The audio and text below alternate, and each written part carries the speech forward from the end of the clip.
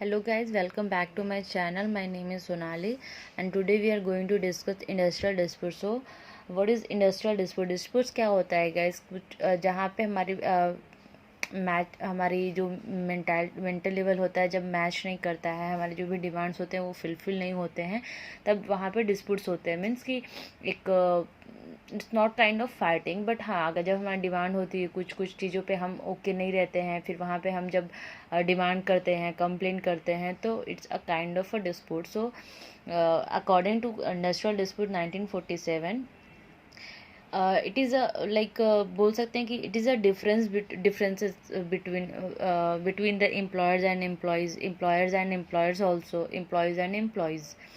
सो इसका ऑब्जेक्टिव्स क्या होता है, डिस्प्यूट्स का ऑब्जेक्टिव्स क्या होता है कि सेटल जो भी इंडस्ट्रियल जो भी डिस्प्यूट्स हो रहे हैं, जो भी प्रॉब्लम हो रही है, जो भी डिफरेंसेस आ रहे हैं, उसको सेटलमेंट करना, उसको रिमूव करना एंड कंपनी में पीसफुली वर्क करना, कंपनी में एक पीसफुली रहना, पीसफुली वर्क करना, पीस मेंटेन करना, हारमोनी मेंटेन करना कंपनी में. अभी मैं जैसे मैंने बताया कि डिस्प्यूट्स किन के बीच में हो सकते हैं, तो डिस्प्यूट्स एम्प्लॉयर एंड एम्प्लॉयज़ के बीच में हो सकते हैं, एम्प्लॉयज़ एंड एम्प्लॉयज़ के बीच में भी हो सकते हैं, जो वर्कर्स होते हैं, जो लेबर्स होते हैं, उनके भी बीच में हो सकते हैं. समटाइम्स मैनेजमेंट मीन्स एम्प्लॉयर्स और एम्प्लॉयर्स के बीच में भी हो सकते हैं. लाइक सपोज़ कोई अगर पार्टनरशिप में है, कुछ इश्यूज़ हो जा रहे हैं, तो उनके बीच में भी हो सकते हैं. रीजंस क्या होते हैं डिस्प्यूट्स के? एज मैंने स्टार्ट में वीडियो में ही बोला था कि डिस्प्यूट्स के रीजंस क्या होते हैं.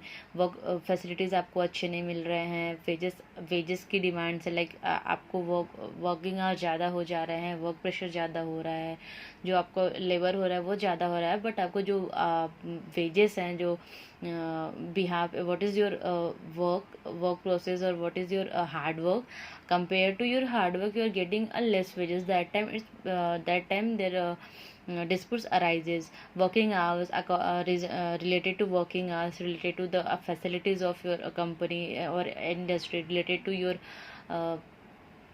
Security purpose. लाइक अगर आप किसी इंडस्ट्री में काम कर रहे हैं, वहाँ सिक्योरिटी नहीं है, सेफ्टी नहीं है, दैट मीन्स सेफ्टी, अगर सेफ्टी नहीं है तो वहाँ पे भी डिस्प्यूट्स होते हैं. किसी गाइस लाइक कंपनीज़ में बहुत गवर्नमेंट ने भी अलाउ कर दिया है कि अगर कंपनी में कुछ मीन्स कि एक कमिटी भी, वुमेंस कमिटी भी होनी चाहिए फॉर द प्रॉब्लम. लाइक अगर वुमेंस अगर प्रॉब्लम कुछ फेस कर रहे हैं, कुछ इंडस्ट्री में कुछ भी प्रॉब्लम है, आपके कनेक्शन में कुछ भी किसी भी टाइप की, वो they are not comfortable to work there, तो दैट टाइम दे कैन क्या they can consult with that women committee. So अगर वो फैसिलिटीज नहीं, that time also they can arise the disputes. So this is the reason for the disputes. And means कि जो भी industrial disputes act 1947 है, where it is applicable, it is the applicable for pan India, it is applicable for the central government and state government industries इन जो भी it is covering, like it is applicable for the entire, like pan India. So now guys, what is we will see what is the of settlement of industrial disputes. Means कि जो भी अब हमारे disputes होते हैं, जो भी differences होते हैं, जो भी हमारे मिसमैच होते हैं ना, किसी भी लेवल पे, चाहे वो मैनेजमेंट लेवल पे हो, वर्कर्स लेवल पे हो, या एम्प्लॉयज़ के बीच में हो, जो भी डिस्प्यूट्स होते हैं, जो भी मिसमैचेस, जो भी डिफरेंसेस होते हैं, उसको अभी हम अगर हो गए हैं, इनके कंपनी में अराइज हो रहे हैं या हो गए हैं, तो उसे हम सॉल्व कैसे करेंगे, कैसे उसको प्रिवेंट करेंगे, उसको कैसे सेव करेंगे, उसको कैसे बचाएंगे. There are 8 method by which we can prevent the disputes. First one is the model standing orders. Model standing orders में क्या होता है ना कि they are specify for responsibility and duties for employers also, for employees also, and they are regulating the standard of their behaviour. जो भी employees और employees के जो भी स्टैंडर्ड ऑफ बिहेवियर होता है ना, उसके हिसाब से वो लोग उनको रिस्पॉन्सिबिलिटीज़ एंड ड्यूटीज़ देते हैं. And it will by which according to their behaviour, according to their capacity, according to their capability, they can maintain the harmony. Guys, अब कोई कम काम करने वाला है, like suppose my capability is to cover only 1 unit per day, and if I get the pressure to you have to complete the 5 unit per day, so it will become like it will for hard it is a work pressure for me, and at a suppose I can do 1 day 2 day one week or 10 days or maybe one month also, but after 1 month definitely I'll blast. So sorry sir, I can't do. Either I have the only option, like if my management will be good, so I can understand them. So this is not my capability, I can just 1 unit or 2 unit, that's it. But if they force me, so definitely there will be the dispute. Suppose team को अगर ऐसे work allot करते हैं तो team पूरी वहाँ पे they will take a stand for that work, and it will raise the dispute in the industry.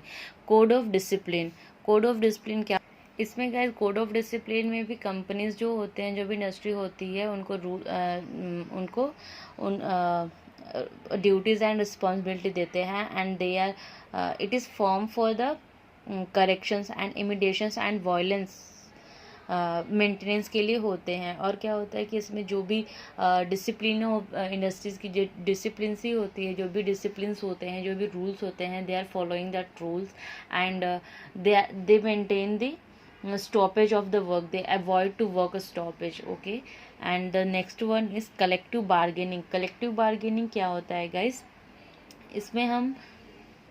इसमें हर इंडस्ट्री में एक उनका यूनियन लीडर होता है, that is called the representative of the leaders, not leader, that is called the representative of labor, that is a team, a representative. So he can according to their industrial union, the representative, they are so the representative of the employer and employees, they will meet and they will negotiate on the contract by for the wages or related to the working hours, related to the security, related to safety. They can negotiate and they will do the collective bargaining. So guys, this is the collective bargaining is another topic in our subject, so we will discuss later what is exactly collective bargaining. For now on for now only it is only just enough, like it is the negotiation from the representative of the employees and the representative of the employees for the wages, for the facilities of the industry.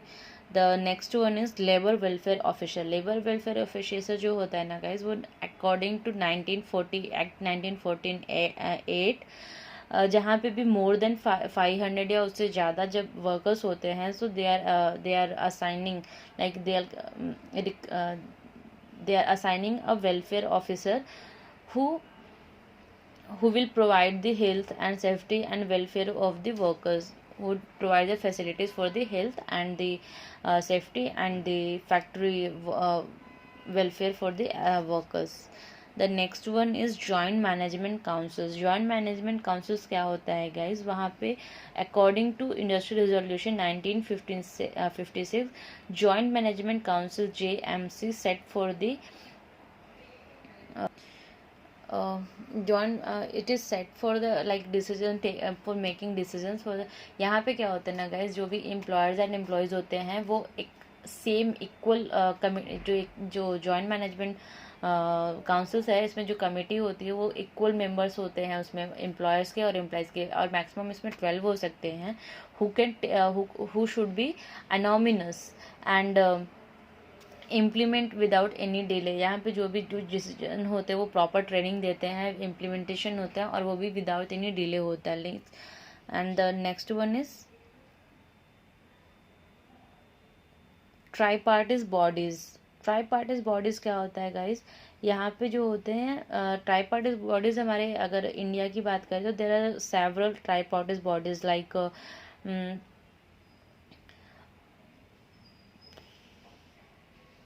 Try party bodies में वो लोग एक it's a kind of committee who will and like on different levels like national level, state level or central constitutions levels, and